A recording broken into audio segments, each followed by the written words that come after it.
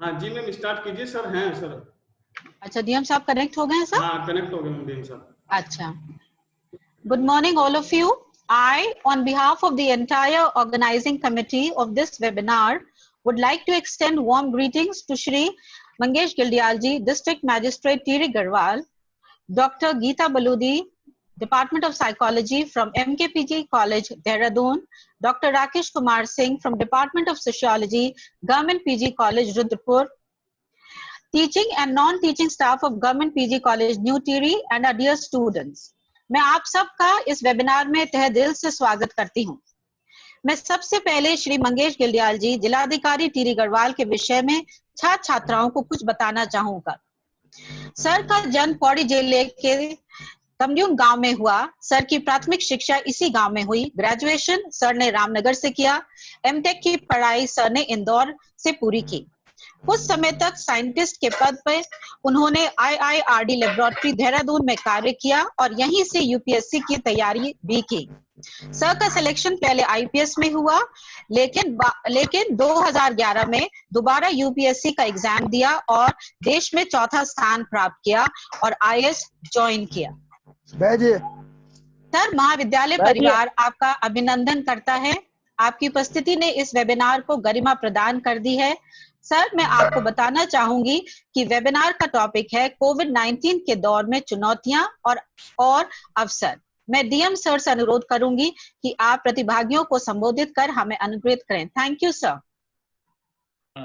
सबसे पहले मैं अभिवादन करना चाहूंगा सभी हमारे पैनल में जो डिस्कशन में हमारे प्रोफेसर्स हैं, प्रिंसिपल सर हैं, सभी हमारे स्टूडेंट्स।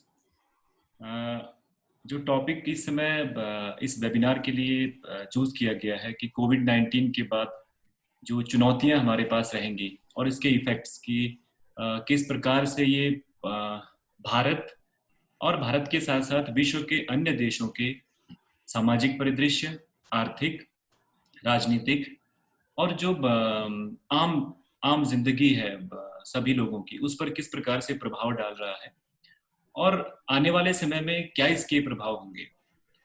जो आम जिंदगी है सभी देशों में हम बात करें, उस पर किस प्रकार से प्रभाव पड़ेगा, इन सभी विषयों पर हम लोग आज ये टॉपिक यहाँ पे रखा गया है वेबिनार का। मुझे बड़ी खुशी है कि इसमें स्टूडेंट्स भी जुड़े हुए हैं जो सोशल मीडिया के माध्यम से, इलेक्ट्रॉनिक मीडिया के माध्यम से, प्रिंट मीडिया के माध्यम से देश और दुनिया में जो घटित हो रही हैं जितने भी इंसिडेंट्स हैं उन पर नजर रखे हुए हैं और देख रहे हैं कि किस प्रकार से कोविड का जो सिचुएशन है वो पहले चाइना से शुरू होते हुए और भारत में पहुंचते पहुंचते किस प्रकार से रूप ले रहा है और किस प्रकार से हमारी जो जिंदगियां हैं लोगों की वो किस तरह से प्रभावित हो रही है।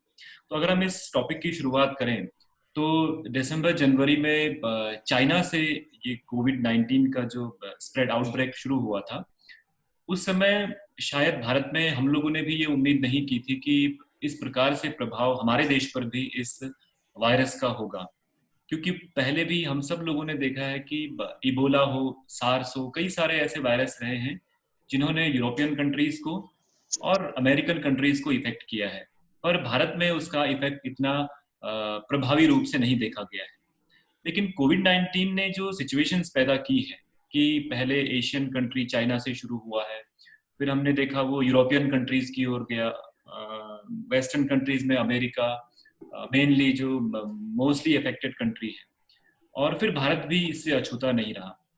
शुरुआत में जब हमने लॉकडाउन किया था तो हम सभी लोगों ने देखा कि एक तरह से स्टेगनेंट लाइफ हो गई थी। अगर हम बात करें different sections of the society, तो उसमें कई सारी जो हमारे सेक्शंस हैं, जिसमें शुरुआत करें कि जो हमारे गवर्नमेंट एम्प्लॉयज हैं उनकी लाइफ में आपने देखा कि जो ऑफिसेस हैं, जो सोशल लाइफ है, वो एक तरह से लॉकडाउन की वजह से हम लोगों ने पूरा बंद हो गया था, जो कि बहुत जरूरी था इस वायरस से निपटने के लिए। और उसके बाद हम बात करते हैं जो हमारे स्टेगनेंट माइग्रेंट लेबर्स हैं, जो कि जिनकी लाइफ को सबसे ज्यादा प्रभावित किया लॉकडाउन ने। तो माइग्रेंट लेबर्स का जो मूवमेंट था, क्योंकि जैसे ही लॉकडाउन शुरू हुआ तो स्टार्टिंग में शायद किसी ने भी ये उम्मीद नहीं की थी कि हमें इतना आगे तक इस लॉकडाउन को ले जाना पड़ेगा। फर्स्ट टाइम जब 21 डेज का हुआ था, उस समय भी स्टार्टिंग में कुछ पैनिक क्रिएट हुआ और लेबर्स थे, सब लोगों ने एक जगह से दूसरी जगह मूवमेंट करना शुरू कर दिया।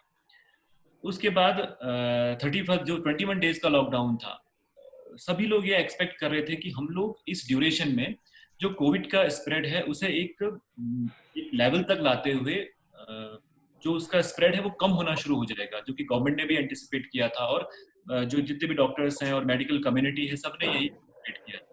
लेकिन जो इफेक्ट देखने को मिले, आपने देखा कि लॉकडाउन के पीरियड तक हम लोगों ने बहुत अच्छी तरह से इसको कंट्रोल किया और ये हमारे लिए एक मौका था, गवर्नमेंट के लिए एक मौका था, हेल्थ डिपार्टमेंट के लिए एक मौका था कि हम अपने रिसोर्सेज को, अपने हॉस्पिटल्स को स्ट्रेंथन करें, उनमें जो इंस्ट्रूमेंट्स हैं, उनमें जो मैन पावर है उसको स्ट्रेंथन करें, कैपेसिटी बिल्डिंग करें, ट्रेनिंग कराएं और जो वर्ल्ड में उसका ट्रेंड है उसको देखते हुए अपने मैन पावर को कैसे हम लोग स्ट्रॉन्ग करें इससे निपटने के लिए, वो हमें अच्छा मौका मिल गया। लेकिन हमने डिले किया है, हमने सिर्फ वो जो कोविड का स्प्रेड था उसको कुछ टाइम के लिए रोका, लेकिन जैसे ही लॉकडाउन ओपन हुआ है और मूवमेंट आपने देखा शुरू हुआ है, तो हर जगह कोविड का स्प्रेड, कोई भी राज्य आज ऐसा नहीं है जो इससे अछूता हो, और हर जगह कोविड का स्प्रेड आज बहुत तेजी से बढ़ रहा है। अब इससे जो मेनली अफेक्टेड होने वाला, मुझे लगता है कि जो इकोनॉमी, इंडियन इकोनॉमी है, उसको लेकर के बहुत बड़ा इफेक्ट रहा है कोविड 19 का। जैसे ही स्टेगनेंट लाइफ हुई, सब कुछ बंद हो गया, लॉकडाउन हुआ, तो जो आम पब्लिक है, जिसको हम कहेंगे कि अनऑर्गेनाइज सेक्टर का जो हमारा मास है, जो भी लोग अनऑर्गेनाइज सेक्टर के हैं, जो कि डेली वेजेस पे जिनकी लाइफ चलती है, उन लोगों का जो सोर्स ऑफ इनकम था, लाइवलीहुड था, वो एक तरह से बंद हो गया।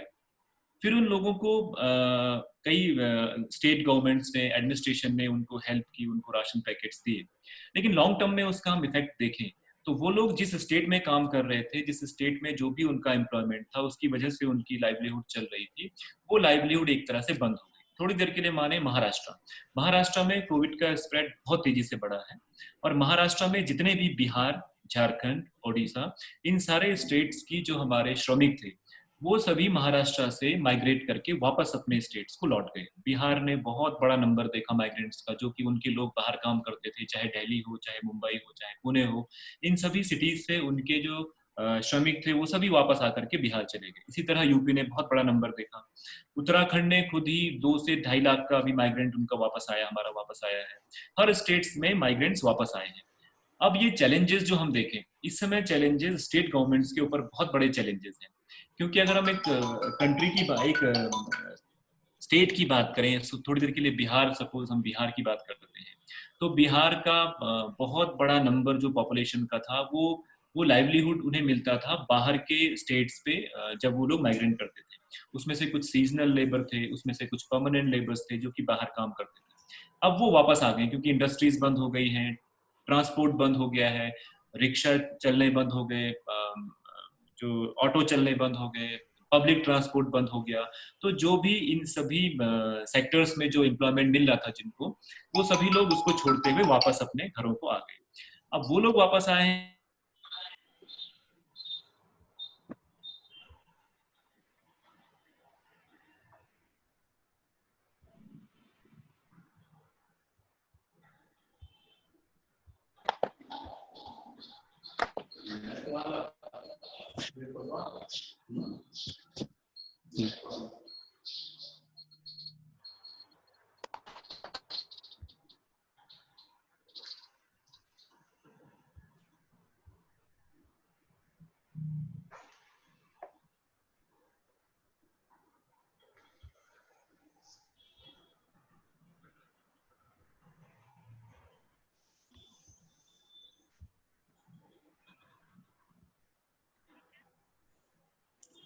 अंदर आ जा, तेरा अंदर आ।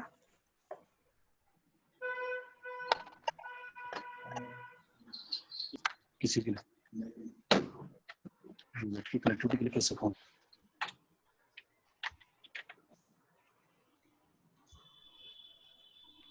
Shashi,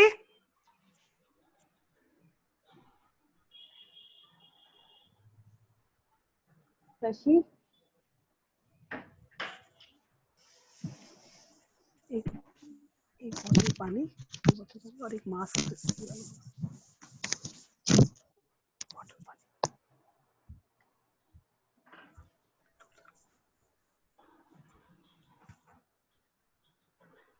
Negi sir, what is the issue?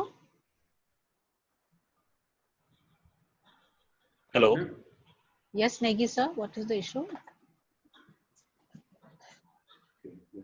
Madam ऐसा लगता है डीएम साहब के पास कोई जरूरी फोन आया क्योंकि वो फोन लेके गए। अच्छा ठीक है, कोई बात नहीं, अभी never वो mind, we'll wait for हाँ, it. अभी वो बने हुए तो हैं, अभी हमारे साथ ही बने हुए। ठीक है, never mind. Please keep yourself muted.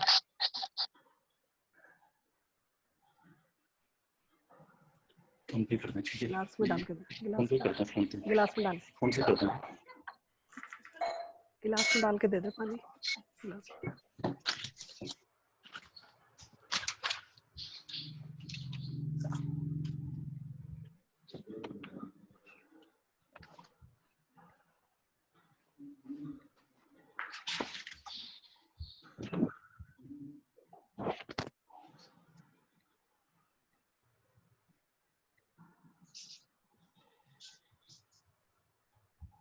Doctor Ram sir जी सर। कनेक्टेड है सर? क्या डीएम सर? नहीं सर, वो डिस्कनेक्ट हो गए। आपने एक बार उनसे बात की थी, मुझे लगता है वो व्यस्त है शायद। अच्छा मैं पूछ लेता हूँ। हाँ जी।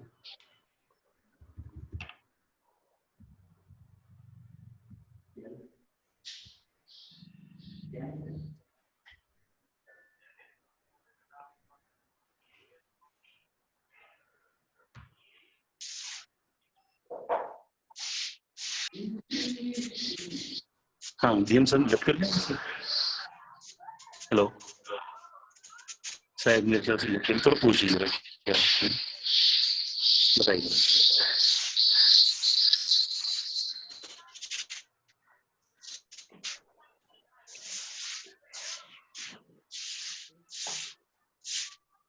लैपटॉप का ही फोन आया उनका, उसका सुनता है टीम।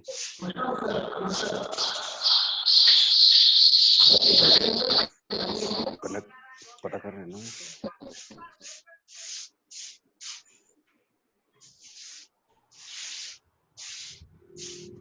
नमस्ते। अरे वाह, कैसे हो बेटा? नमस्ते नमस्ते। Please mute yourself. Please mute yourself.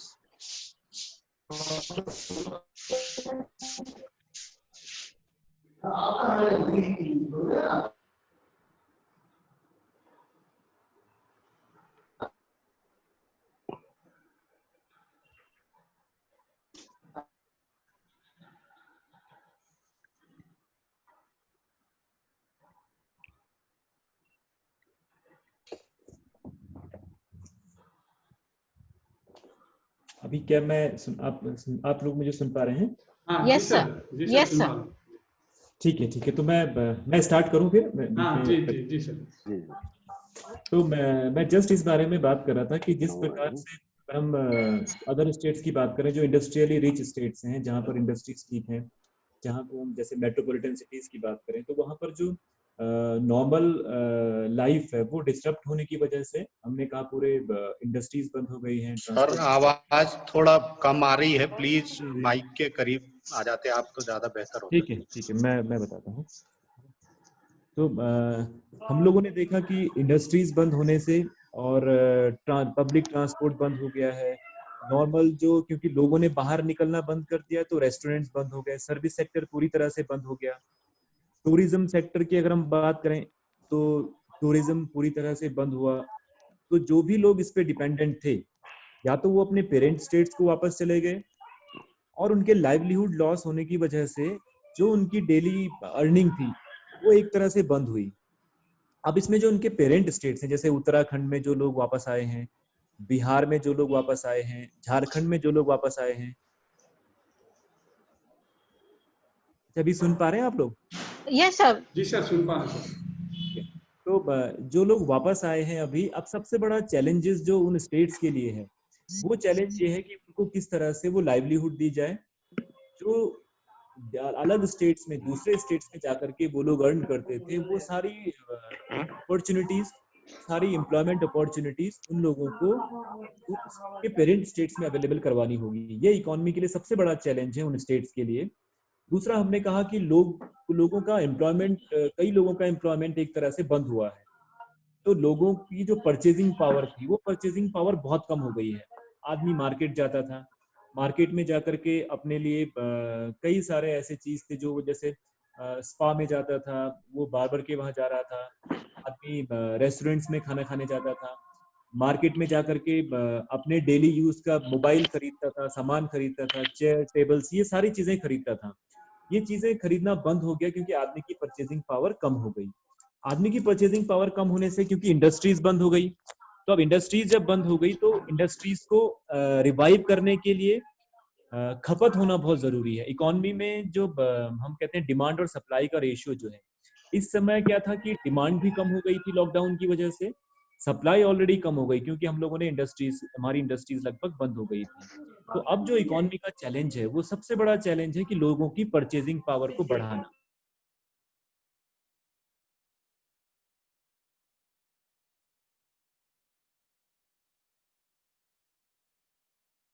देनी पड़ेंगी कि लोग पैसा अर्न करें, लोग पैसा कमाएं। लोग पैसा कमाएंगे तो लोग खर्च करेंगे, खर्च करेंगे तो जो इंडस्ट्रीज हैं, इंडस्ट्रीज से जो भी प्रोडक्शन होता है उसकी खपत होगी, और प्रोडक्शन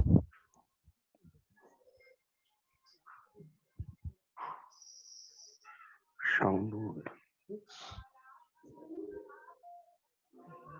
साउंड आ रही सर, साउंड। हेलो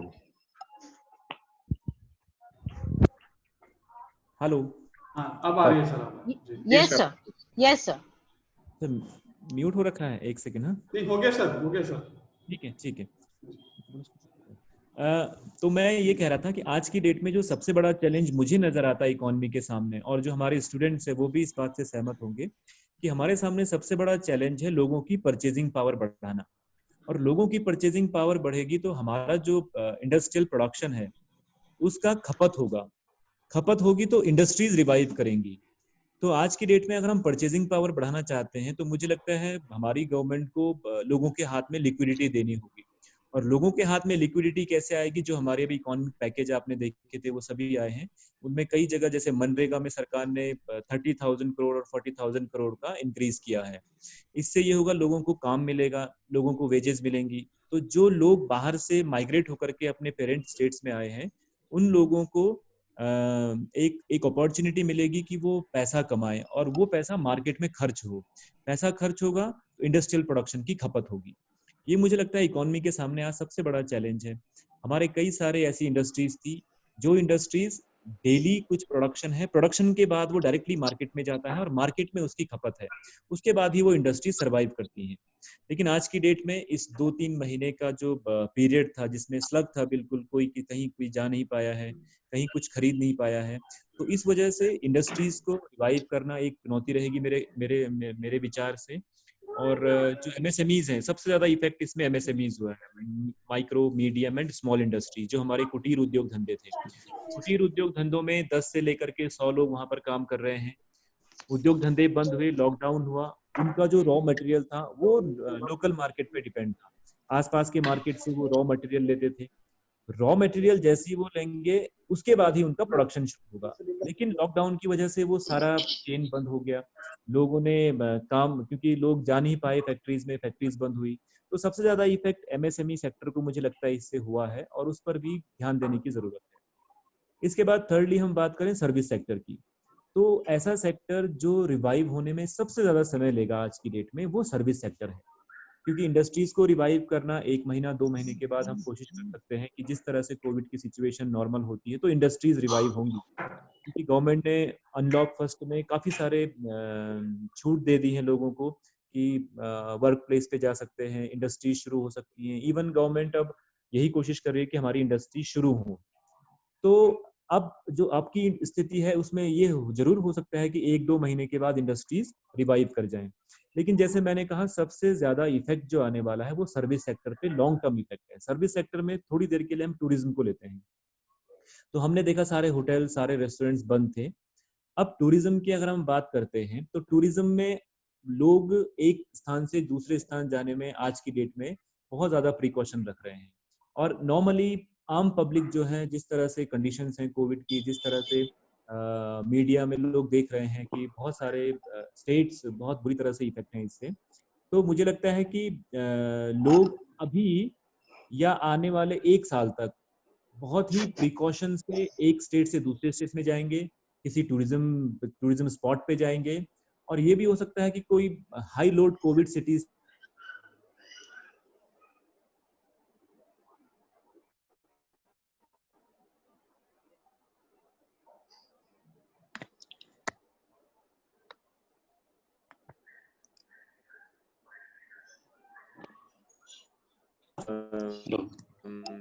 आईटी की बात करते हैं, तो आईटी में भी क्योंकि प्रोफेशनल जो थे वो सब के सब अपने प्लेसेस को, लेकिन जो वर्क फ्रॉम होम वाला है उससे आईटी सर्वाइव कर सकते हैं, बट टूरिज्म है, हॉस्पिटैलिटी है, इसमें थोड़ा समय लगने की संभावना है। अब हम बात करते हैं जो हमारा इकोनॉमिक बात हुई, इंडस्ट्रीज हुआ, रूरल इकोनॉमी की हमने बात की। रूरल इकोनॉमी में हमने लिक्विडिटी पंप करनी पड़ेगी गवर्नमेंट को। हमने बात की सर्विस सेक्टर की, सर्विस सेक्टर किस तरह से इफेक्ट कर रहा है, इंडस्ट्री किस तरह से इफेक्ट हो रही है, इन सब चीजों पर हमने बात करी। अब हम बात करते हैं पोस्ट कोविड जो हमारा सोशल लाइफ है। Social hello, Yes, sir. आप लोग सुन पा रहे हैं? Yes, sir. Yes, sir. Yes, sir. ठीक है। तो अब हम सोशल लाइफ की अगर बात करें तो हेलो, हाँ सर, आप मैसेज डाल दीजिए, सब म्यूट कर अभी दीजिए। जो ट्रेडिंग स्क्रीन पे पिन ना करें ना, आप उन्हीं को स्क्रीन पर रखिए DM साहब।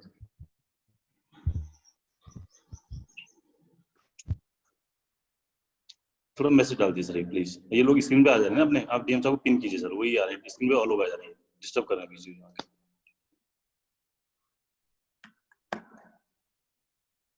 ठीक है, ठीक है। तो अभी क्लैरिटी है? Yes, sir. तो हम सोशल लाइफ की बात कर रहे थे, मैंने इकोनॉमी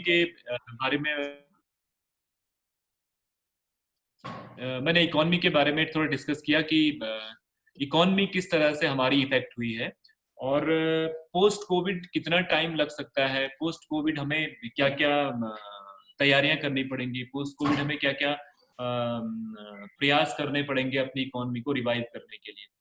सोशल लाइफ की हम बात करेंगे तो कोविड के दौरान हम लोग देख रहे हैं कि हमारी सोसाइटी का जो फैब्रिक है, सोसाइटी की जो फॉर्मेशन है इंडिया में, वो बहुत बुरी तरह चेंज हुई है इंडिया में। और अगर हम वेस्टर्न कंट्रीज की बात करें तो वेस्टर्न कंट्रीज में न्यूक्लियर फैमिलीज हैं, वेस्टर्न कंट्रीज में सिंगल फैमिलीज कनेक्ट नहीं है। तो वेस्टर्न कंट्रीज में जो सोशल डिस्टेंसिंग वाला फैक्टर है वो मुझे लगता है कि काफी ऑटोमेटिकली वो उनके अंदर इनकलकेट। हमारे इंडिया में अगर हम सोशल डिस्टेंसिंग की बात करें, हमारी फैमिलीज कंबाइंड फैमिलीज है, हमारे बहुत पुश्तों से हम लोग साथ रह रहे हैं। गांव में हालात है कि एक ही घर पे आप देखेंगे चाचा ताऊ सभी लोग एक साथ रह रहे हैं, और यही इफेक्ट हुआ है। आप देखेंगे महाराष्ट्र में जो इतनी तेजी से कोविड का इन्फेक्शन हुआ है और स्प्रेड हुआ है, तो हम लोग देखेंगे महाराष्ट्र में जो सबसे ज्यादा इफेक्टेड है मुंबई है। मुंबई में भी धारावी सबसे ज्यादा इफेक्टेड है। धारावी में सब जो हमारा स्लम एरिया है उसमें सबसे ज्यादा इफेक्ट होने का रीजन ही यही है कि एक घर में 15-15, 20-20 लोग रह रहे हैं। तो वो जो सोशल डिस्टेंसिंग वाला अभी तक का हमारे कंट्री में जो एक फैब्रिक था, जो मुझे लगता है कि हमें जोड़ता था, जो हमारे वैल्यूज थे, जो हमारा सोशल स्ट्रक्चर था, गैदरिंग्स थी, हम लोग मिलते थे, हम लोग एक दूसरे से कनेक्ट में रहते थे, वो सारी चीजें मुझे लगता है कि पोस्ट कोविड चेंज होने वाली हैं। हम लोगों ने इस बीच बहुत कुछ मीडिया के थ्रू, सोशल अवेयरनेस के थ्रू देखा कि सोशल डिस्टेंसिंग का फॉलो कीजिए, सोशल डिस्टेंसिंग का फॉलो कीजिए।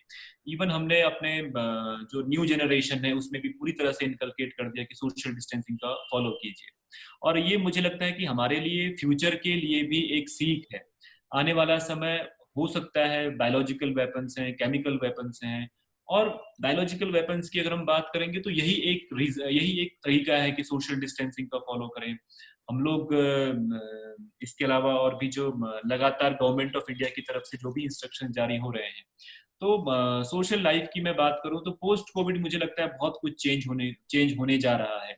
लोग बड़ी बड़ी गैदरिंग को अवॉइड करेंगे, हम लोग शादी में, हमारे फंक्शंस में न जाने कितने रिश्तेदारों को बुलाते थे, उनको लाते थे, फिर बड़ी बड़ी गैदरिंग्स करते थे।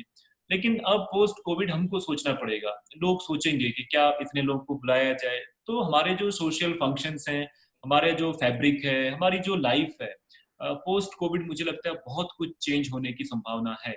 और हम लोग जितना क्लोज रहते थे, जितना हम लोग एक दूसरे से शेयर करते थे अपने इवेंट्स को, उसमें भी चेंज आने की मुझे पूरी संभावना लगती है।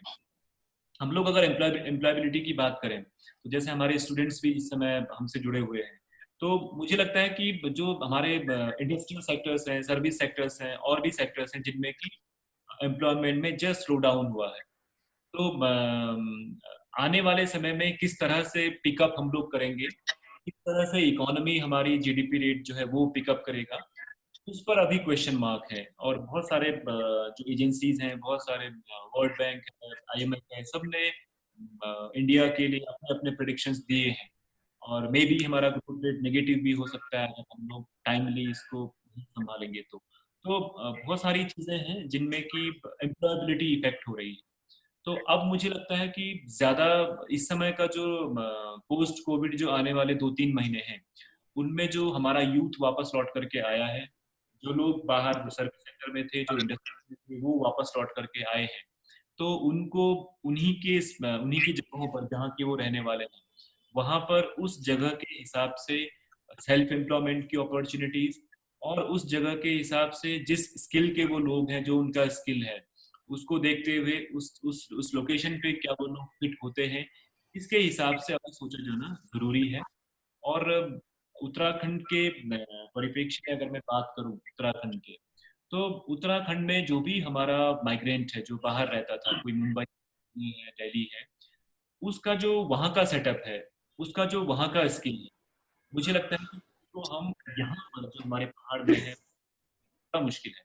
क्योंकि वहां पर वो किसी इंडस्ट्री में काम करता था, किसी फैक्ट्री में काम करता था, हो सकता है वो फिटर का काम करता हो सकता है वो प्रोडक्शन लाइन में हो सकता है वो किसी मशीन से एसोसिएटेड ये हो सकता है वो होटल में काम करता था, तो होटल में हो सकता है वो शेफ हो सकता है वो वेटर का काम करता हो।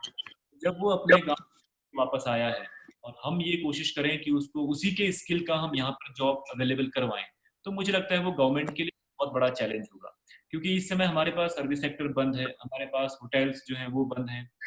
जो अपॉर्चुनिटी उसको वहां मिलती थी, हमारी इंडस्ट्री पर है नहीं पहाड़ में, तो हम ये उम्मीद करें कि जो वो वहां पर फैक्ट्री में काम करता था, उसी के स्किल को यहाँ पर भी उसको किसी फैक्ट्री में काम देंगे, वो अपॉर्चुनिटी हमारे पास नहीं है। तो हमें जो पैटर्न है एम्प्लॉयमेंट का, जिस तरह से उसका स्किल है, मे बी उसमें भी चेंज करना पड़े, अपग्रेड करना पड़े।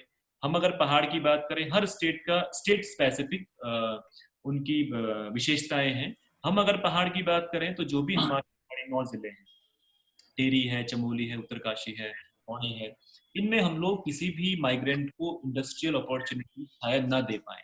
बट हमारे पास और अपॉर्चुनिटीज हैं। हमारे पास उन माइग्रेंट्स के लिए, सेल्फ एम्प्लॉयमेंट के लिए एग्रीकल्चर एंड अलाइड सेक्टर है। हम लोग इस वक्त अगर कोशिश करें, और इस वक्त अगर हम उन लोगों को अट्रैक्ट करने की कोशिश करें, तो जो भी हमारी हिमालयन स्टेट्स हैं, त्रिपुरा है, सिक्किम है, वो स्टेट्स अपने जो जियोग्राफी है, उनकी जो टोपोलॉजी है, उसी के बेस पर वो ग्रो कर रहे हैं। उन स्टेट्स में, जैसे सिक्किम की बात करें, पूरा ऑर्गेनिक स्टेट है, हर प्रोड्यूस की डबल और ट्रिपल वैल्यू है अगर हम अपने प्रोड्यूस से उनको कंपेयर करें। तो इस डायरेक्शन में काम करने की जरूरत है कि हम अपने यूथ को, अपने माइग्रेंट को किस तरह से सेल्फ एम्प्लॉयमेंट अपॉर्चुनिटी से जोड़ें। दूसरी चीज, आज की डेट में जो हमारे माइग्रेंट्स बाहर से लौट के आए हैं, एक्चुअल में उनको जो वैल्यू है, अपने अपने एरिया की वैल्यू है, वो वास्तव में पता चली है। हम ये इस समय वक्त है उनको भी ये एहसास करने का कि जिस जॉब को वो लोग वहां पर करते हैं, वो जॉब उनको जस्ट 1 मंथ का वहां पर नहीं देती। अगर वो जॉब छूटा उनका, तो 1 महीने में भी उनके पास इतनी सेविंग नहीं थी, उनके पास सर्वाइवल के लिए उतने उतने अपॉर्चुनिटीज नहीं मिली उनको वहां पर। तो आज वो लोग कंपेयर भी कर रहे हैं कि बाहर जाना कितना उनके लिए बेनिफिशियल है। और अपने अपनी जगह पर, अपने गांव पर भी उनको बहुत सारे ऐसे एग्जाम्पल मिल रहे हैं जो सेल्फ एम्प्लॉयमेंट से रोल मॉडल बने हुए हैं। तो आज की डेट में सेल्फ एम्प्लॉयमेंट, उत्तराखंड की मैं बात करूँ तो काम करने की जरूरत है। हमारी पॉलिसीज ऐसी होनी चाहिए कि हम लोग हैंड होल्डिंग कर सकें, हम लोग उन लोगों की उस लेवल तक हैंड होल्डिंग कर सकें कि वो लोग जो सेल्फ एम्प्लॉयमेंट की अपॉर्चुनिटी है उसमें कुछ अर्न करना शुरू करें और कंपेयर करना शुरू करें कि जहां पर वो थे और जिन कंडीशंस में वो थे उन कंडीशन से क्या यहाँ पर जो अपॉर्चुनिटीज उन्हें मिल रही हैं वो बेटर हैं या फिर वही अपॉर्चुनिटीज बेटर थी जिसमें वो पहले थे। तो हमारे पास ये भी चैलेंज है गवर्नमेंट के ऊपर कि जो वहां पर काम कर रहे थे, वहां पर लाइफस्टाइल थी, उससे बेटर लाइफस्टाइल उनको यहाँ पर अवेलेबल करवाना। उसके लिए डेफिनेटली हमें गवर्नमेंट प्लानिंग कर भी रही है और मैं एक्सपेक्ट कर रहा हूँ कि हम लोग 50% से ज्यादा माइग्रेंट्स को यहीं पर रिटेन करने में सक्सेसफुल होंगे और उनके यहाँ पर रिटेन होने से हमारी इकोनॉमी भी रिवाइव, हमारी जो पहाड़ की इकोनॉमी एक तरह से स्टेगनेंट हो चुकी थी वो भी रिवाइव, प्रोडक्शन होगा, लोग बढ़ेंगे तो हमें वर्किंग हैंड्स मिलेंगे, वर्किंग हैंड्स होंगे तो हमारा प्रोडक्शन होगा, हमारे जो जैविक उत्पाद है उनका प्रोडक्शन होगा, हमारे जो पहाड़ के स्पेसिफिक वेजिटेबल्स हैं, फ्रूट्स हैं, हॉर्टिकल्चर है, इसका प्रोडक्शन बढ़ेगा, मूवमेंट होगा, यहाँ से सब्जियां खरीदेंगे लोग, यहाँ का जो फेमस चीजें हैं यहाँ के फ्रूट्स खरीदेंगे, मूवमेंट होगा तो मनी का स्टेट को भी मनी आएगा, प्रोड्यूस बाहर जाएगा, मे बी हम एक्सपोर्ट भी कर सकते हैं, कीवी है, सेब है, एप्पल है, बहुत सारी चीजें हैं जिनको हम लोग एक्सपोर्ट कर सकते हैं। तो मुझे लगता है कि अपॉर्चुनिटीज भी है गवर्नमेंट के पास कि हम लोग किस तरह से इन लोगों को एम्प्लॉयमेंट से जोड़ करके और स्टेट की इकोनॉमी आगे बढ़ाने की कोशिश करेंगे। और चैलेंजेस ये हैं कि वो लाइफस्टाइल जो उनकी वहां पर थी उससे बेटर लाइफस्टाइल, उससे बेटर अपॉर्चुनिटीज और उससे बेटर थिंकिंग हम उनको दे पाएं ताकि वो लोग यहाँ पर रिटेन करने की कोशिश कर सकें।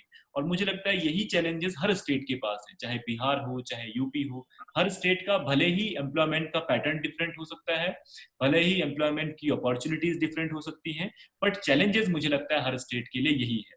और यही मौका है हमारे जो अदर स्टेट्स हैं जैसे बिहार है, आज की डेट में बिहार का सारा माइग्रेशन वापस आ चुका है, तो जितनी भी इंडस्ट्रीज वर्ल्ड लेवल से अभी माइग्रेट हो रही, चाइना से इंडस्ट्रीज माइग्रेट हो रही है, उनके पास, बिहार के पास इस समय अपॉर्चुनिटी है कि वो वर्ल्ड को दिखा सके कि हमारे पास सस्ता मैन पावर है, जो मैन पावर उनका महाराष्ट्र में रह करके महाराष्ट्र वालों के लिए एक एसेट का काम करता था, और महाराष्ट्र, कर्नाटका जो इन्वेस्टमेंट को अट्रैक्ट करते थे, वो इसलिए अट्रैक्ट करते थे क्योंकि सस्ता मैन पावर मिलता था, और सस्ता मैन पावर कहाँ से मिलता था? बिहार यूपी का जो हमारा माइग्रेशन, उससे उनको सस्ता मैन पावर मिलता था। तो वो बाहरी कंट्रीज में, बाहरी कंपनीज को ये क्लेम करते थे कि हमारे पास सस्ता मैन पावर है, हमारे पास अपॉर्चुनिटीज हैं, आप लोग हमारे यहाँ पर इन्वेस्टमेंट कीजिए। आज की डेट में बिहार, यूपी, झारखंड, ओडिशा, इनके पास बहुत अच्छी अपॉर्चुनिटीज है कि वर्ल्ड वाइड इसको ये एक ऑफर कर सकते हैं कि हमारे पास सस्ता मैन पावर है, और वास्तव में इनके पास आज की डेट में सस्ता मैन पावर है, बट अपना एडमिनिस्ट्रेटिव सेटअप, अपना ब्यूरोक्रेटिक सेटअप, अपने गवर्नमेंट सेटअप को इतना लचीला बनाना होगा, इतना अच्छा बनाना होगा कि बाहर की कंपनीज ऑटोमेटिकली वहां पर आकर के इन्वेस्ट करें। इन्वेस्ट करने से उनके जो लोग हैं, जो माइग्रेशन हुआ है उनके स्टेट में, जो वापस उनको लोग एम्प्लॉयमेंट अवेलेबल करवा सकते हैं। तो आज की डेट में हर स्टेट की अलग अलग चैलेंजेस हैं, बट हर स्टेट के पास अपॉर्चुनिटीज है अपने आप को ब्रांड करने का, और एक ऐसा मौका है कि हर स्टेट अपने पर्टिकुलर एम्प्लॉयमेंट अपॉर्चुनिटी को उठा के उसमें अपने आप को ब्रांड कर सकता है। सो जैसे मैंने कहा, उत्तराखंड अपने आप को ऑर्गेनिक प्रोडक्ट्स में ब्रांड कर सकता है, बिहार अपने आप को इन्वेस्टमेंट फ्रेंडली स्टेट के रूप में ब्रांड कर सकता है, झारखंड भी अपने आप को इन्वेस्टमेंट फ्रेंडली स्टेट के रूप में ब्रांड कर सकता है। तो आज की डेट में अपॉर्चुनिटीज हैं स्टेट्स के पास कि वो अपने आप को ब्रांडिंग कर सकते हैं, अपने माइग्रेंट्स को एम्प्लॉयमेंट अवेलेबल करवा सकते हैं, और साथ ही जो चैलेंजेस हैं उनको बड़ी आसानी से फेस करते हैं, अपने लिए स्टेट के डेवलपमेंट के लिए, इकोनॉमी को रिवाइव करने के लिए एफर्ट कर सकते हैं। Thank you. Thank you sir. Thank you sir. Just will take 2 more minutes sir, 2 minute आपका लेंगे। मैं माननीय जिलाधिकारी महोदय का हार्दिक धन्यवाद ज्ञापित करता हूं, क्योंकि उत्तराखंड में इस समय कोरोना संक्रमण टिहरी जनपद में भी काफी मात्रा में फैल रहा है, इसलिए महोदय आपकी व्यस्तताएं बहुत अधिक हैं, और इसके बावजूद भी आपने हमारे आमंत्रण को स्वीकार किया, इसके लिए मैं आपका आभारी हूं। आपका हमारे छात्रों, शिक्षक साथियों के मध्य होना हमारे छात्रों के लिए एक प्रेरणा स्रोत का कार्य करेगा। आप जिस कर्तव्य निष्ठा, लगन के साथ अपने कर्तव्यों का निर्वहन कर रहे हैं, उससे शिक्षक साथियों और इन छात्रों के लिए सीखने में मदद मिलेगी कि कैसे नई चुनौतियों का सामना किया जा सकता है। हम सभी शिक्षक भी आवश्यकता पड़ने पर अपने शैक्षणिक दायित्वों के निर्वहन के साथ साथ आपके साथ जुड़ने के लिए हमेशा तत्पर रहेंगे। हमें विश्वास है कि जब जब हमारे महाविद्यालय को आपकी आवश्यकता होगी, आपका सहयोग और आशीर्वाद महाविद्यालय की शैक्षणिक और शिक्षणेतर गतिविधियों में हमेशा मिलता रहेगा। एक बार महोदय पुनः आपका धन्यवाद। Thank you sir. अगर आपके कोई स्टूडेंट्स कुछ पूछना चाहते हैं तो 4-5 क्वेश्चंस हम ले सकते हैं, अभी थोड़ा समय है, तो स्टूडेंट्स अगर कुछ इंटरेक्शन करना चाहते हैं। Okay sir, students please, if anyone, कोई पूछना चाहता सर से? कोई हमारे छात्र अगर पूछना चाहते हैं तो अपने प्रश्न पूछ सकते हैं। जिला अधिकारी महोदय हैं, अभी अवेलेबल हैं। Good morning, sir. I want to ask a question that the study of our college is also being affected by this COVID pandemic. So the pattern of the paper is also affected. So regarding this, what we can do? No, right now you can see that in every school, if we talk about any school or any college, so everything is like stopped. Your study has, I think your college is closed, and not only your college, all the colleges in the country, all the schools in the country are closed. So right now, government has the strategy to stop the spread of coronavirus, and for that, the interaction of the students or interaction of the people among themselves is really dangerous, because we'll have to follow social distancing. So this will make effect on your studies also. But I think as your lecturers, as your professors are dedicated, and whatever has been left during these 2 or 3 months, they will make up everything. And if you will face any problem in your studies and you find that some syllabus or something has been left, so that will be done by your teachers. And the pattern of the paper, you are right that the pattern of the paper and the entire study pattern has been changed. And you can expect that post-COVID, maybe the pattern of the classes should change, because the seating pattern or the use of face mask, use of face shield, gloves, that might be compulsory for the students also. You must have seen in the media, in electronic media, that the students in China or other countries, their pattern of the study, the style of the class has completely changed. So these changes might be there in our system also, and these changes might be the requirement of time. So I think this change will come in our study pattern. But as far as the time lapse is concerned, that 2 or 3 months has been lapsed due to this corona pandemic. So I think you will have to study more, you will have to work hard, and everything will come in line once this spread of the COVID is reduced. Thank you, sir. Hello, good morning, sir. Good morning. हाँ sir, मैं एक question पूछना चाहती हूँ। My self Anita Verma. मैं ये पूछना चाहती हूँ, सर उत्तराखंड में ये स्वरोजगार योजना आई है प्रवासियों के लिए भी और उत्तराखंड वालों के लिए भी, तो ये योजना एग्रीकल्चर के लिए कितना एप्लीकेबल है, क्या है इसका प्रोसेस? आपका क्वेश्चन बहुत अच्छा है। और देखिए, मुझे लगता है कि उत्तराखंड का अगर हम पहाड़ी एरिया की बात करें, हमें पहाड़ी क्षेत्रों के लिए और जो हमारे मैदानी क्षेत्र हैं उनके लिए हमारी जो स्ट्रेटजी है वो अगर हम तो अभी गवर्नमेंट ने स्वरोजगार के लिए मुख्यमंत्री स्वरोजगार योजना लॉन्च की है, उसका सबसे जो बेस्ट पार्ट है, जो मुझे लगता है वो सबसे बेस्ट है कि इसमें जो एक्टिविटीज हैं, आप कोई भी एक्टिविटी चूज कर सकते हो। अगर आप पशुपालन करना चाहते हो, आप मुर्गी पालन करना चाहते हो, आप एग्रीकल्चर का कोई भी सेक्टर लेना चाहते हो, मत्स्य पालन है, रेशम है, जो भी सेक्टर आप लेते हो एग्रीकल्चर का, उसके लिए गवर्नमेंट आपको सपोर्ट करेगी। उसमें 25% सब्सिडी है। अगर आप 10 लाख का लोन लेते हो तो 2.5 लाख रुपए आपको गवर्नमेंट देगी। इसी तरह से हर सेक्टर के लिए अलग अलग गवर्नमेंट ने डिसाइड किया हुआ है। तो मुझे लगता है कि ये सिर्फ योजना ही नहीं है, बल्कि हमारी यूथ के लिए एक अपॉर्चुनिटी है कि वो सेल्फ एस्टैब्लिश हो सके गांव में।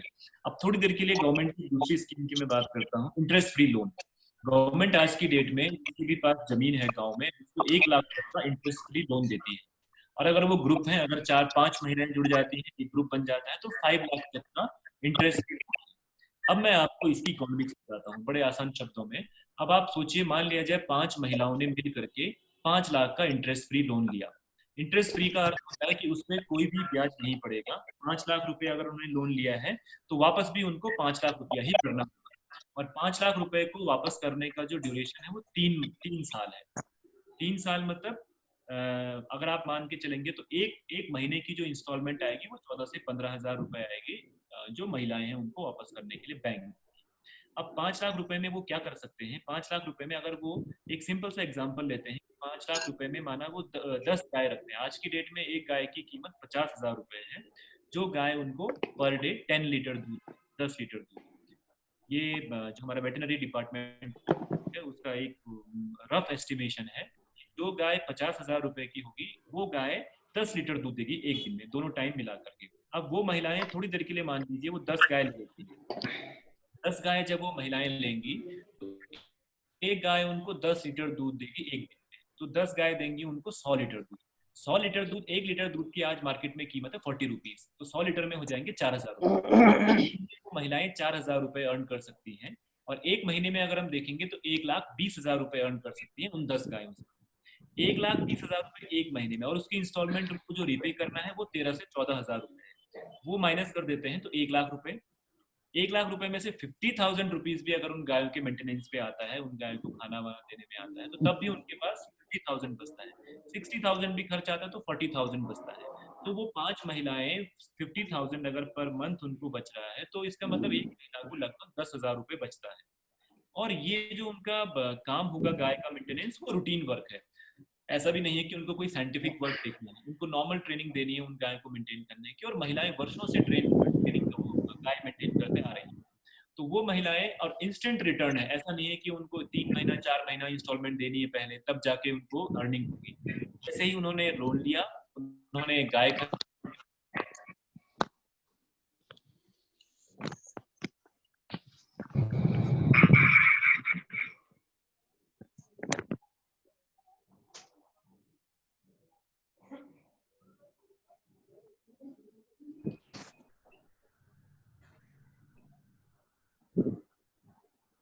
Yes, the voice is not continue. The voice is not. I think anywhere is muted something.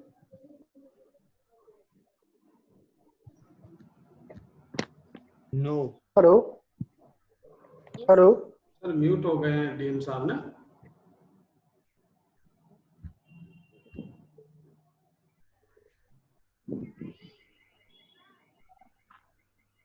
DM साहब आवाज सुन रहे हैं?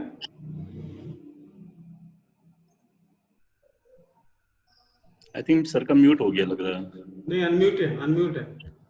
अनम्यूट है, नेटवर्क चला गया होगा, मे बी नेटवर्क इश्यू हो सकती है। दोबारा कोशिश कर रहे हैं, वो आ रहे हैं, अभी दोबारा कर रहे हैं कोशिश। Just we are waiting.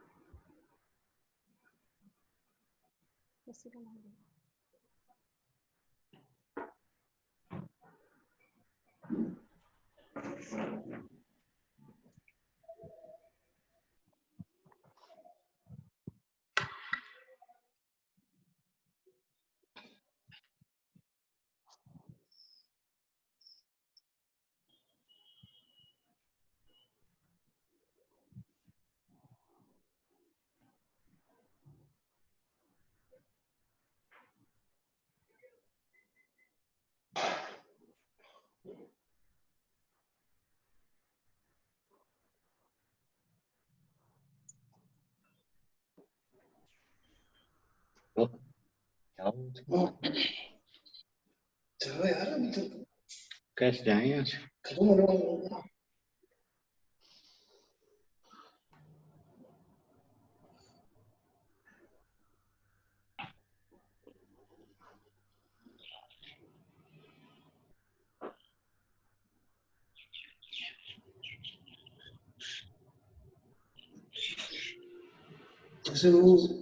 Ram sir. जी सर। डीएम साहब जुड़ रहे हैं क्या? डीएम साहब तो हैं इस पर, लेकिन वो अभी कनेक्ट नहीं हो पा रहे हैं, मतलब उनके यहाँ नेटवर्क प्रॉब्लम लग रही है मुझे। अच्छा अच्छा। यहाँ तो शो कर रहे हैं वो। जी।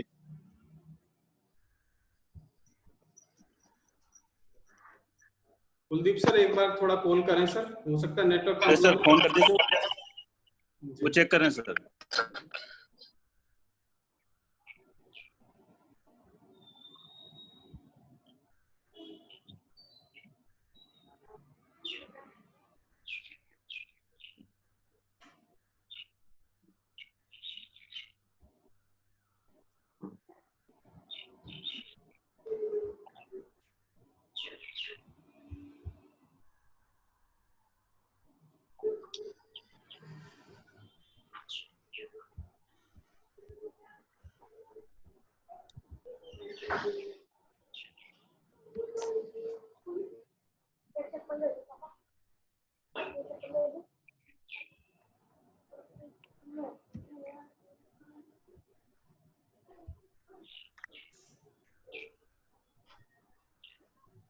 Doctor Ram sir.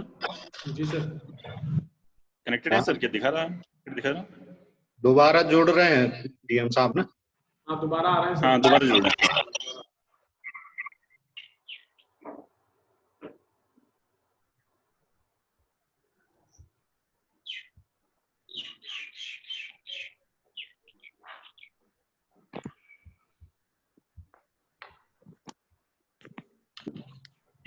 तो मैं आपको बता रहा था, ये एक तरीका था जो सेल्फ एम्प्लॉयमेंट का हम लोग देख सकते हैं। जी okay sir, thank you sir, thank you, thank you. Hello sir, एक प्रश्न मेरा भी था आपसे। Hello sir. हाँ बताइए प्लीज। सर अभी जो हमारे माइग्रेंट्स भाई बहन जो विदेश से या हमारे देश से जो हमारे उत्तराखंड में लौटे हैं, वो अभी तक छोटी छोटी कंपनियों में, फैक्ट्रीज में काम करते थे सर। कुछ स्किल्ड हैं, कुछ आपके अनस्किल्ड हैं सर। सर इसके लिए क्या हमारी गवर्नमेंट कोई योजना बना रही कि उनको कैसे आइडेंटिफाई करें कि स्किल्ड कौन है और किस फील्ड में स्किल्ड हैं और कौन अनस्किल्ड हैं? क्या उनको कोई प्रशिक्षण देने की कोई योजना चल रही है सर हमारी सरकार की ओर से? बिल्कुल, देखिए हम लोगों ने उनके स्किल्स को उनकी एजुकेशन क्वालिफिकेशंस में सर्वे करना शुरू कर दिया है। गवर्नमेंट ने एक पोर्टल भी तैयार कर दिया है और हर डिस्ट्रिक्ट में हर गांव वाइज डेटा आज हमारे पास है कि किस गांव में कौन आए हैं, कहां से आए हैं, उनका स्किल क्या है, वो लोग क्या करते थे और उनका प्लान क्या है, वापस आना चाहते हैं या फिर यही रहना चाहते हैं। तो इस बारे में हमारी पूरा सर्वे हो गया है और सर्वे के बेस पे हमने कैटेगराइज कर रहे हैं और जिन जिन अपॉर्चुनिटीज को हम उनको अवेलेबल करवा सकते हैं उस पर हम लोग काम कर रहे हैं। Okay, thank you sir sir. मैं एक सवाल आपसे पूछना चाहूंगी। जी सर हमारे यहाँ जो पीजी के स्टूडेंट्स हैं, sir by July they will be completing their degree. अब इनके साथ मेजर इशू अब ये आएगा जो कि सब ये बच्चे फेस करेंगे कि अब ये अपने आप को कैसे एम्प्लॉय करें और किस तरह से अपने परिवार को सपोर्ट करें। तो सर इनके पास डिस्ट्रिक्ट से बाहर जा नहीं सकते, राज्य से बाहर जा नहीं सकते। अब इनके लिए सर एम्प्लॉयमेंट अपॉर्चुनिटीज किस तरह से सर इसी जिले में सर क्रिएट हो सकती हैं? अभी देखिए हमारे पास अगर हम पहाड़ी डिस्ट्रिक्ट की बात करें, टिहरी हमारा पहाड़ी डिस्ट्रिक्ट है और उत्तराखंड के भी मैक्सिमम जो पहाड़ी डिस्ट्रिक्ट्स हैं उनके सामने सबसे बड़ा जो अपॉर्चुनिटी है एग्रीकल्चर सेक्टर है जिसमें वो स्वरोजगार कर सकते हैं। तो हमारे स्टूडेंट्स जो पीजी के आपके पास आउट हो रहे हैं, सबसे पहले तो उनके अपने लिए जो एम्प्लॉयमेंट अपॉर्चुनिटीज हैं वो चिन्हित करनी पड़ेंगी कि क्या क्या कर सकते थे और कोविड की वजह से किन किन अपॉर्चुनिटीज को स्ट्राइक डाउन करना है, कौन सी कट करनी जो अभी पॉसिबल नहीं, उनको हटाते हुए और जो वो कर सकते हैं। क्योंकि कई जगह पर जो गवर्नमेंट की तरफ से है वो बहुत सारी पोस्ट नोटिफिकेशन जारी हो रहा है, बहुत सारी पोस्ट के लिए अभी एग्जाम्स होने वाले हैं। तो उसमें वो लोग भी अपने जिस चीज के लिए वो अप्लाई कर सकते हैं, एलिजिबल हैं, उसके लिए अप्लाई करें ही। लेकिन जो बाहर की माइग्रेशन की वजह से वो लोग जाते थे और वहां पर काम करते थे, वो शायद अभी उनको नहीं मिल पाएगा। इसलिए अभी जो मेजर उनके पास है, एक तो गवर्नमेंट जॉब्स के लिए जो भी उनके पास एलिजिबिलिटी है उसके बेस पर वो शुरू कर सकते हैं और साथ में सेल्फ एम्प्लॉयमेंट आज की डेट में वो किसी न किसी गांव के रहने वाले हैं, किसी न किसी एरिया से हैं पर कि उनके पास लैंड है, उनके पास और भी एग्रीकल्चर से रिलेटेड अपॉर्चुनिटीज है। तो मुझे लगता है वो सबसे बेस्ट है इस समय। बाहर जाना तो अभी पॉसिबल तक क्या उसको प्रेडिक्ट भी नहीं कर पाएंगे। हाँ सर, इसमें मैं थोड़ा और जोड़ना चाहूंगा। Thank you sir. सर बताइए। हेलो। हाँ बताइए प्लीज। हाँ इसमें मैं थोड़ा ये जोड़ना चाहूंगा कि अगर हम टिहरी डिस्ट्रिक्ट के डेवलपमेंट की बात अगर करते हैं तो फिशरीज के कंजर्वेशन के पॉइंट ऑफ व्यू से टिहरी डैम रिजर्वायर हमारे पास एक बहुत बड़ा रिसोर्स के रूप में हम इसको डेवलप कर सकते हैं। जी जी वाटर स्पोर्ट्स के रूप में डेवलप कर सकते हैं, बोटिंग के उसमें डेवलप कर सकते हैं, और टूरिज्म डेवलपमेंट तो इसका मेन फोकस होना ही चाहिए। बिल्कुल बिल्कुल, आपका पॉइंट बिल्कुल सही है, मैं आपकी बात से सहमत हूँ। लेकिन इस समय हमारे पास अपॉर्चुनिटी, ये डेवलपमेंट का जो वर्क है, सिविल वर्क है, काम करने की अपॉर्चुनिटी, क्योंकि अगर हम इस समय एक्सपेक्ट करेंगे कोई बोटिंग करने आएगा, कोई वाटर स्पोर्ट्स सीखेगा, तो अभी पॉसिबल नहीं है। अभी हम लोग को भले ही मार्केट में मिले, लोग ना मिले, लेकिन अभी हम अपनी तैयारियां कंप्लीट कर सकते हैं। इन फ्यूचर प्लानिंग के पर्सपेक्टिव से हम ले सकते हैं इसको। एग्जैक्टली, नहीं इसीलिए मैं कह रहा हूँ, अभी जो आपका विचार है वो बिल्कुल सही है कि इस समय हम अपने इंफ्रास्ट्रक्चर को स्ट्रेंथन कर सकते हैं, इस समय हम अपने लिए फैसिलिटी जुटा सकते हैं, इस समय हम फ्यूचर के लिए प्लान करते हुए वो सारी चीजें कर सकते हैं जो हम लोग नॉर्मल टाइम में नहीं कर पाते, क्योंकि टूरिस्ट का इन्फ्लक्स ज्यादा रहता है, तो हम लोग नॉर्मल को नहीं दे पाते हैं। इसमें वास्तव में इन पर काम करने की जरूरत है। और टेहरी लेक को, जैसे आपने कहा, फिशरी के लिए एक बहुत बड़ा सेंटर हम लोग बना सकते हैं, इस पर भी निश्चित रूप से विचार किया जा सकता है। आपका सुझाव बहुत अच्छा है और हम लोग इसको नोट करेंगे। एक्चुअली सर जैसे मैं अभी थोड़ा समय की वजह से मैं नहीं मिल पा रहा हूँ, लेकिन निश्चित रूप से स्टूडेंट्स के भी चाहूंगा, जैसी थोड़ा परिस्थितियां नॉर्मल होंगी और हम लोग विचार करेंगे कि किस तरह से डिस्ट्रिक्ट को आगे बढ़ा सकते हैं, किस तरह से यूथ उसमें अपना कंट्रीब्यूशन दे सकता है, और किस तरह से ऐसी अपॉर्चुनिटीज क्रिएट की जा सकती है जो कि फ्यूचर यूथ के फ्यूचर के लिए एक अच्छा माध्यम हो और उनको रोजगार के अच्छे अवसर उपलब्ध हो। सर जैसे देहरादून में आसन, थैंक यू सर। हेलो आदरणीय डीएम सर। जी सर, मैं डॉक्टर रामबरू से बोल रहा हूँ, पोखरी डिग्री कॉलेज से। आवाज आ रही है सर? जी बताइए। सर मेरा कोई प्रश्न नहीं है, थोड़ा सा चिंता है सर मेरी एक। सर अभी ग्रीष्मकालीन अवकाश सर हमारा 25 में 26 में खत्म हो रहा है सर। जब हम वहाँ क्योंकि इस बीच ये हो चुका है कि जब हम कॉलेज में गए थे अपने सरकार कार्यालय काम से, तो वहाँ सर हमको कॉलेज में घुसने नहीं दिया स्थानीय कर्मचारियों ने, और जो वहाँ के जो प्रशासनिक जो कर्मचारी थे और वहाँ पे जो स्थानीय लोग थे सर, उन्होंने एक तरह से बहुत दुर्व्यवहार भी किया। हमारी प्राचार्य महोदया भी थी और हमारे कर्मचारी गण भी थे। तो सर चिंता सी बनी हुई है, क्योंकि पुनः हम जब कॉलेज जाएंगे सर ऐसी स्थिति ना आए, क्योंकि बड़ी गंभीर हुआ था सर उस दिन हमारे साथ जो घटना घटित हुई थी। इसमें देखिए, मैं आपको बताना चाहता हूँ, अभी गवर्नमेंट ने 9 जून को जो ऑर्डर था पहला, वो चेंज कर दिया है। जो भी गवर्नमेंट एम्प्लॉइज हैं, जो भी वर्क फोर्स है जो काम करते हैं, उनको इस तरह से क्वारंटीन नहीं किया जाएगा और अपने रेजिडेंशियल प्लेस से और वर्क प्लेस तक वो आराम से आ जा सकेंगे। तो जैसे आपका जो भी रेजिडेंस होगा वहां से और कॉलेज तक आप आ सकेंगे, और उसमें किसी तरह का कोई, वो सभी को कम्युनिकेट किया जा रहा है। मेरे ख्याल से सभी ग्रामीणों को, प्रधानों को भी इसकी सूचना दे दी। नहीं सर, ये बहुत धन्यवाद सर आपका। सर ये होते तो हमें बहुत सुविधा हो जाएगी सर, बड़ी दिक्कत वाली स्थितियां हैं। और आप सभी को thank you sir. Hello sir, hello sir, I had a question. Beta, he has left the meeting. Kuldeep sir. Yes sir. हाँ सर, जारी रखिए सर आगे। Yes sir. हाँ sir, Negi sir continue please. Doctor Sanjeev Negi. जी सर। या आगे कंटिन्यू कीजिए sir. ये आज का जो वेबिनार था कोविड-19 के दौर में चुनौतियां और अवसर, इसमें वैश्विक और स्थानीय चुनौतियों पर विशेष तौर पे जो हमारा टारगेट ग्रुप है वो हमारे विद्यार्थी हैं और 250 से ज्यादा लोग इसमें जुड़े हुए हैं। तो इसमें विद्यार्थियों और शिक्षकों को बुनियादी तौर पे किन तरीके की चुनौतियों का सामना करना पड़ रहा है, इसलिए हम लोगों ने एक तो जो ग्लोबल और स्थानीय चुनौतियां हैं, जिस तरीके से डीएम महोदय ने अभी इकोनॉमिकल जो चैलेंजेस हैं और किस तरीके से उसको करना है, उसके बारे में विस्तार से